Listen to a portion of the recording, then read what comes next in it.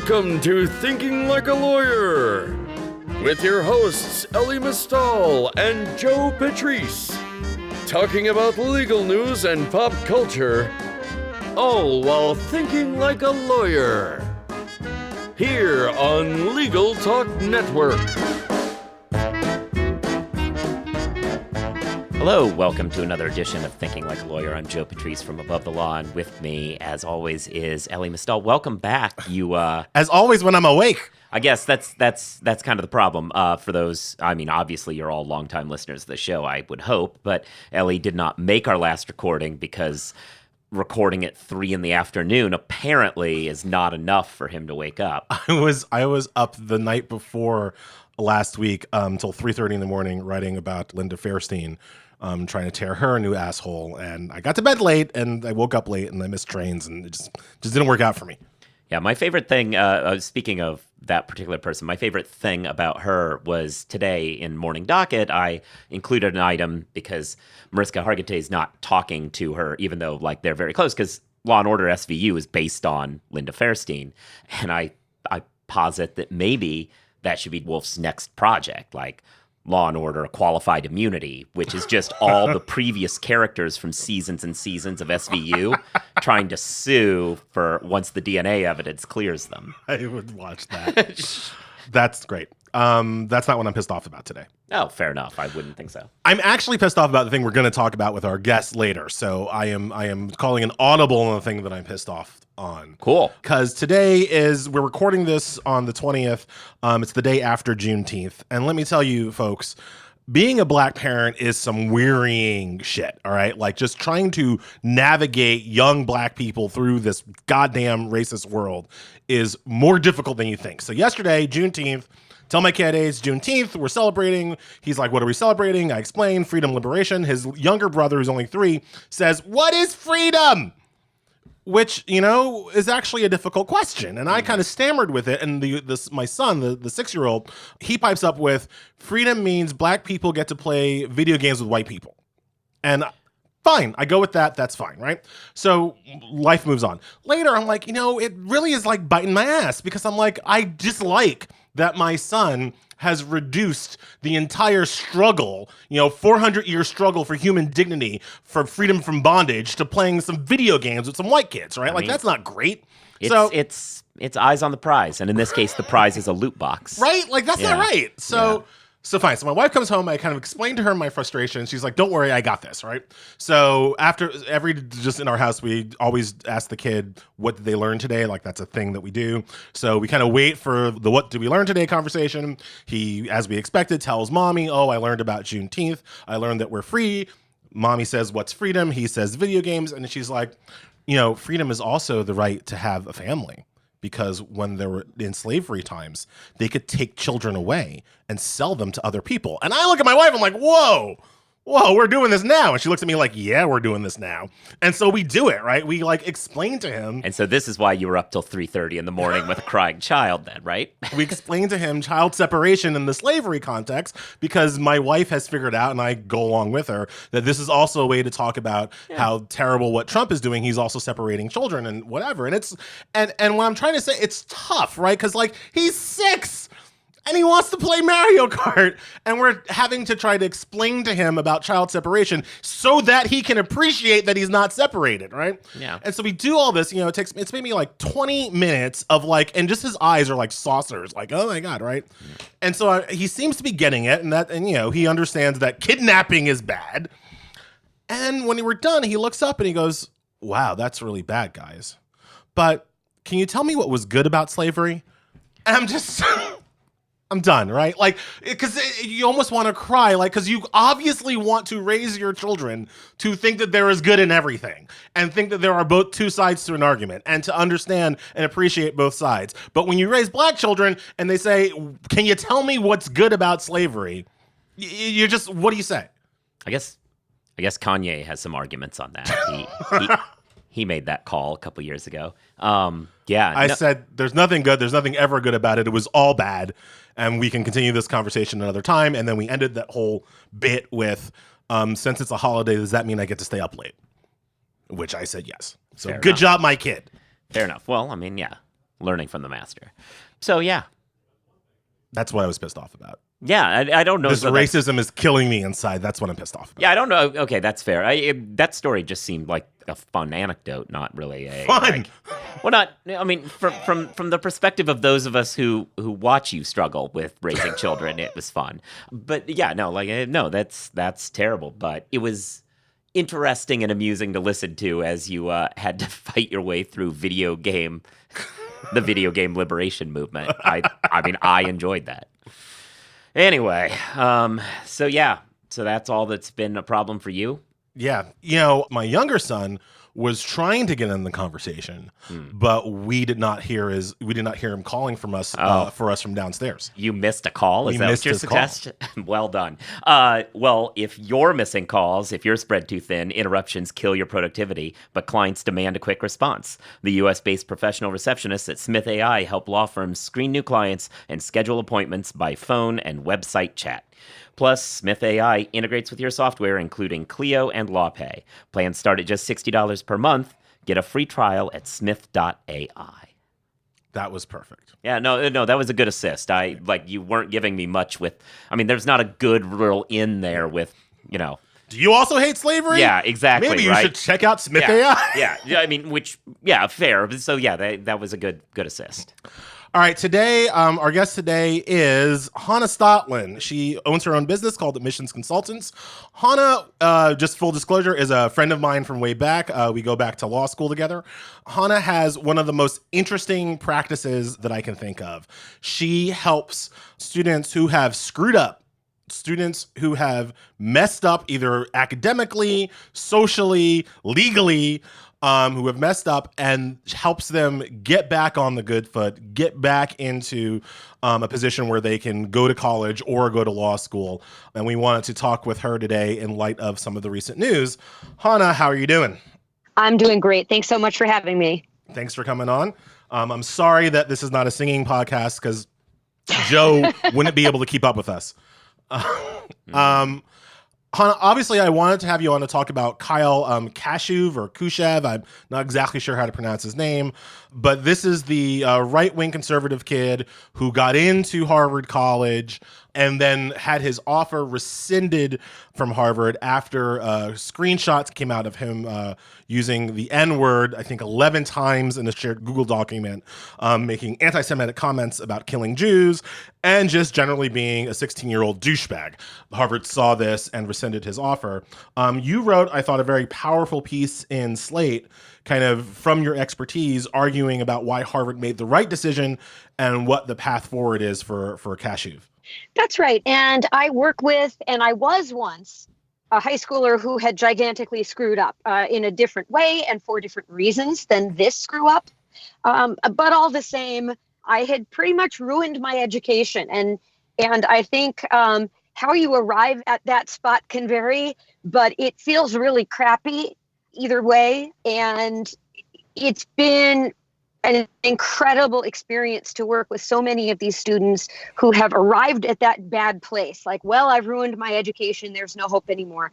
Kids who have arrived at that bad place, who I can help to move on to higher education. And hopefully, I mean, in my case, I got to have this incredible experience that I really valued and that still brings me a lot of joy, as well as being a nice credential. So, my story had as much of an educational pot of gold at the end of the rainbow as you could have. And many of my students' stories end the same way. And that looks different depending on their goals and their majors and their dreams. But to have a great experience and earn a good credential that helps them with their career goals, that's my life's work. This is always a hard topic for me to fully empathize with because I was a good boy. I was on the straight and narrow and never got detention in high school, once in middle school. But I remember that, right? And kind of did what I was told when I was told to do it in the manner in which I was told to complete it my entire, pretty much until I started drinking. Well, you have to be twice as good to get half the credit, right? I mean, that's what, as you're talking earlier about Black parenting. I don't know if that was explicit in your household, but you probably got the message. Mm-hmm. No, you're exactly right about that, and that's one of the reasons why I was told to keep it together. But for the kids who didn't, you said something very interesting and I thought insightful. You said consequence and redemption are not intention. Can you talk a little bit more about that? And can you kind of explain, like, from your practice, like how consequence is actually, the first step in the road to redemption?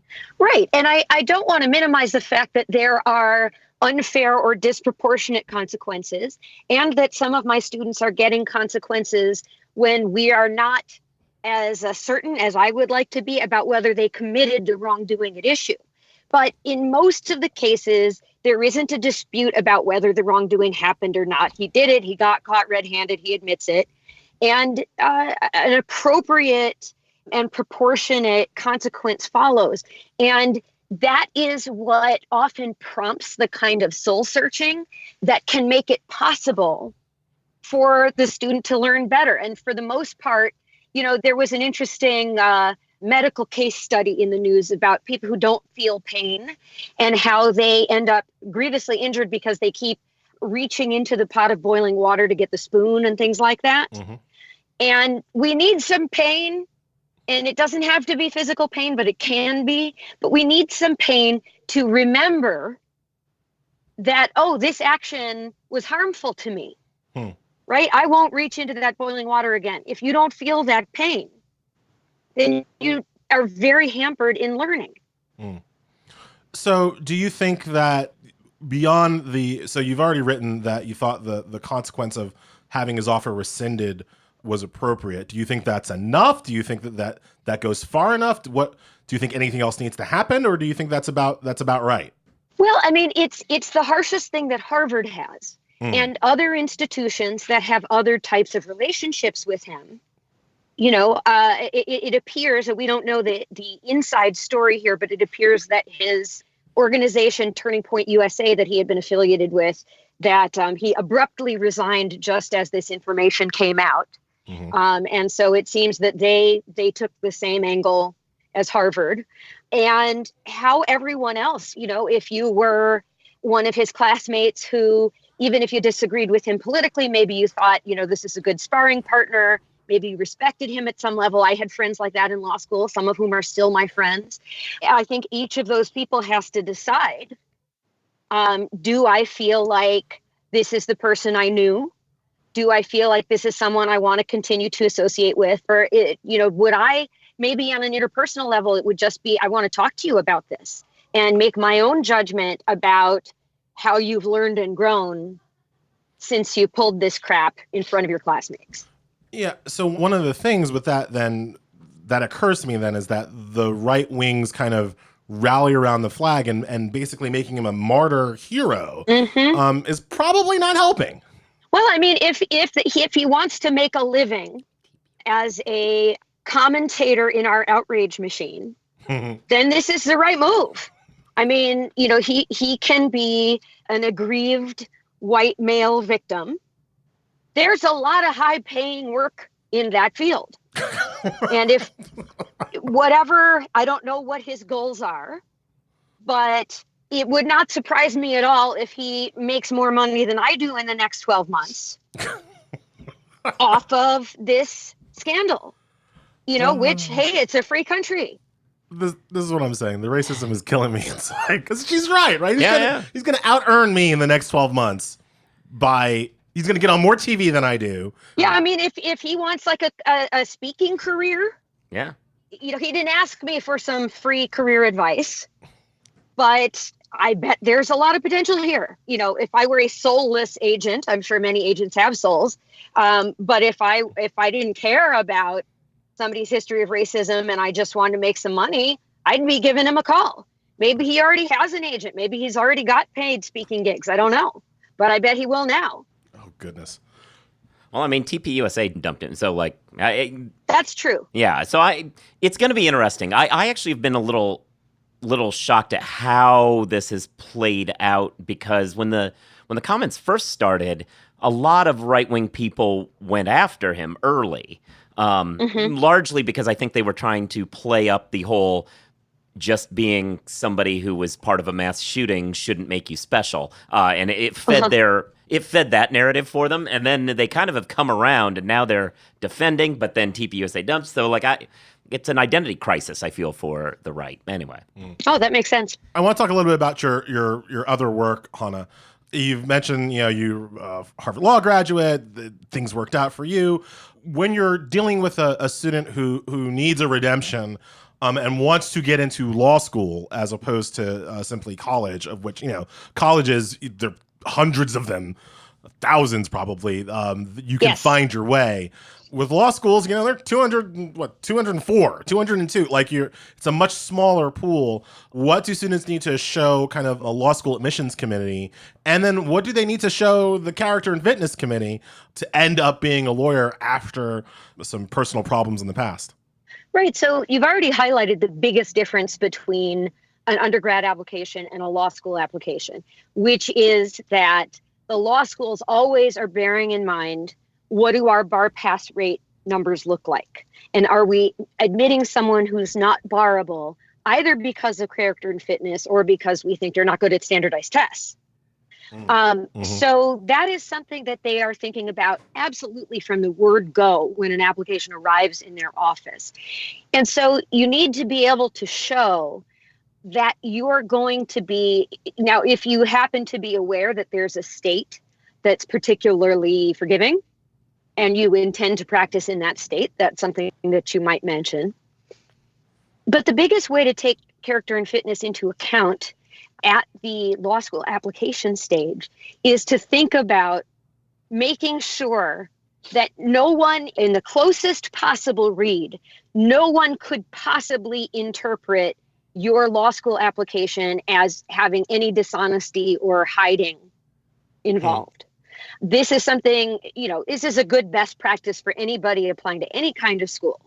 But the character and fitness process is far, far more searching than anybody else. For example, everybody understands, except for bars, that if you had a juvenile conviction or something, or any kind of criminal matter that was expunged, that expunged means gone, literally means we wiped it off the blackboard, right? The file's not in the courthouse anymore. Nope.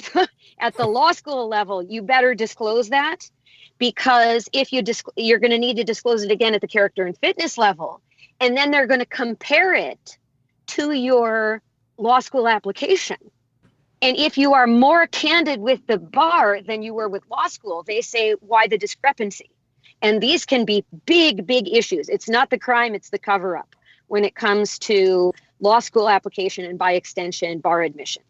But it was expunged. If anybody should understand what expunged means, it should be the character and fitness board. Well, the applications could not be more clear. It says, even if this was expunged, erased, removed, vacated, there's a whole list of lawyerly synonyms for expungement on a law school application, and saying, no, you have to tell us anyway. Now, just disclosing it is probably not going to keep you out, right? I have students, for example, I've worked with students who had, let's say, a public urination ticket while they were in college.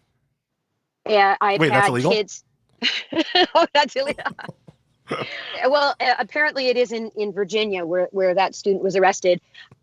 Pot tickets, things like that.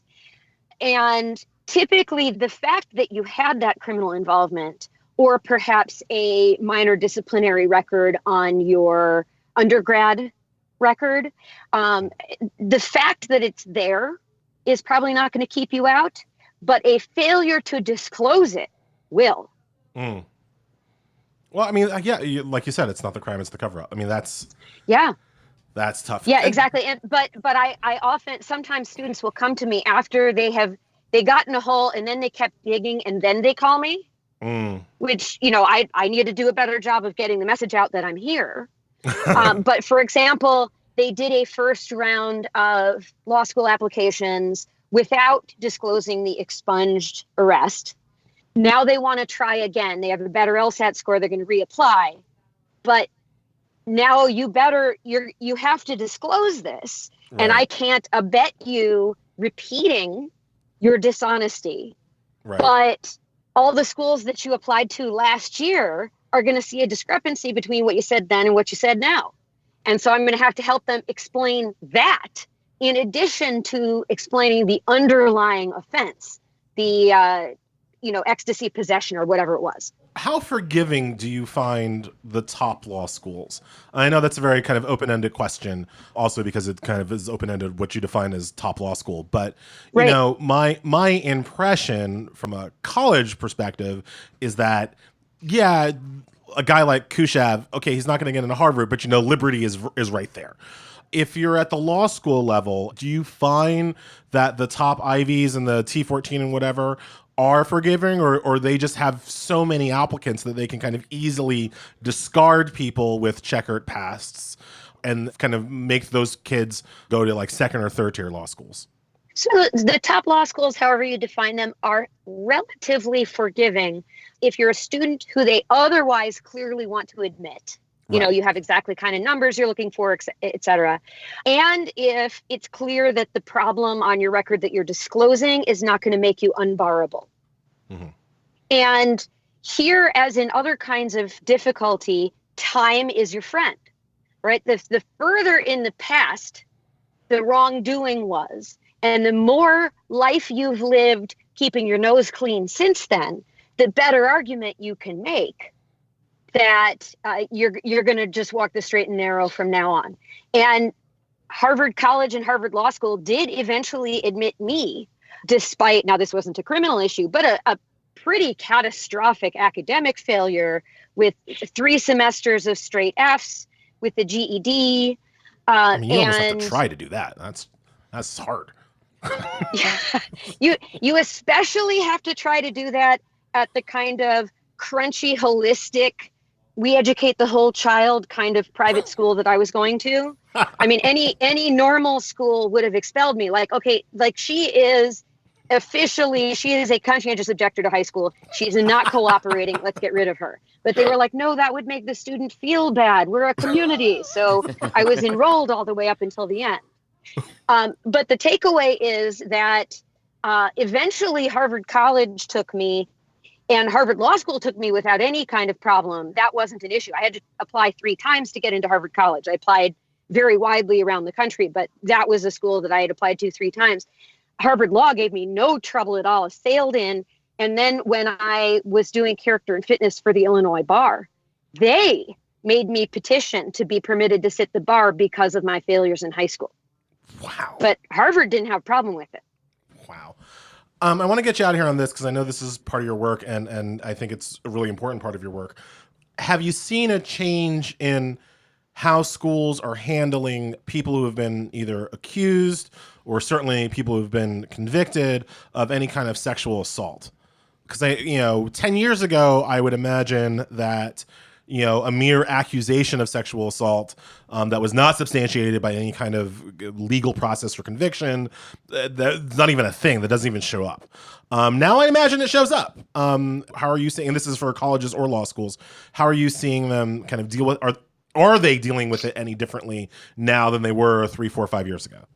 If we're talking about people who have not been in the criminal system, mm-hmm. but who have been found responsible by a school process, mm-hmm. I think it's been hard for those kids to transfer for a while. The difference is that there's a whole lot more of them.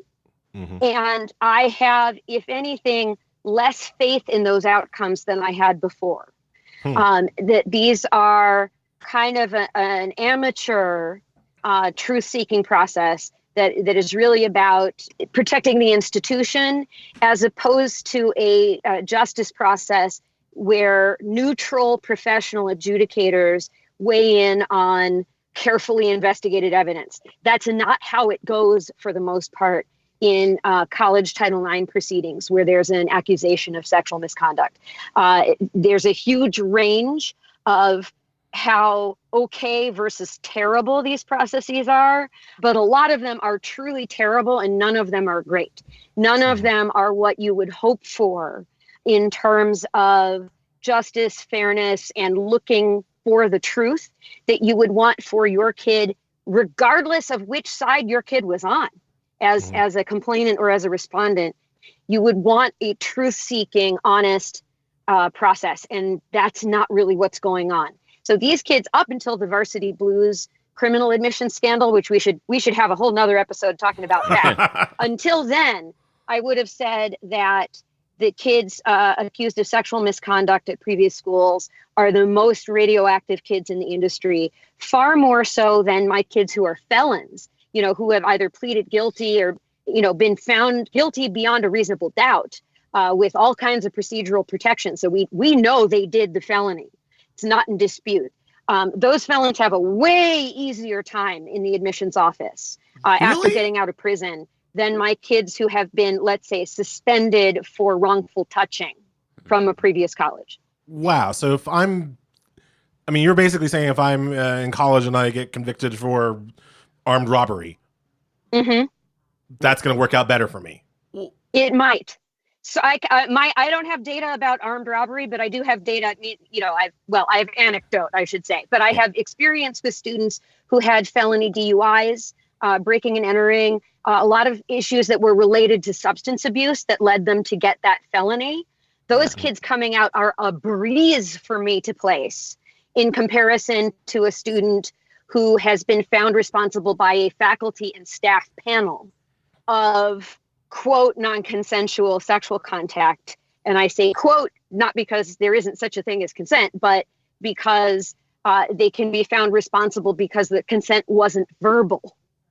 Or for other reasons that many of us would not look at and say, oh, well, you're a rapist because you did that. You belong in jail.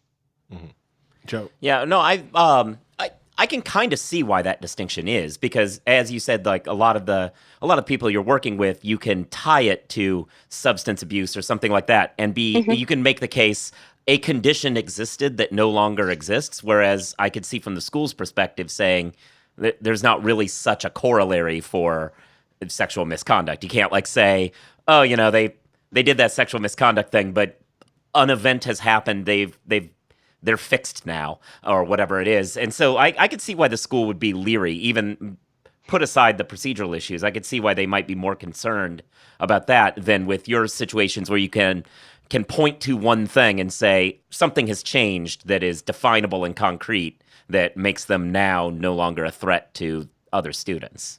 So what you've just said is excellent law professoring as far as harmonizing the cases in the body of evidence.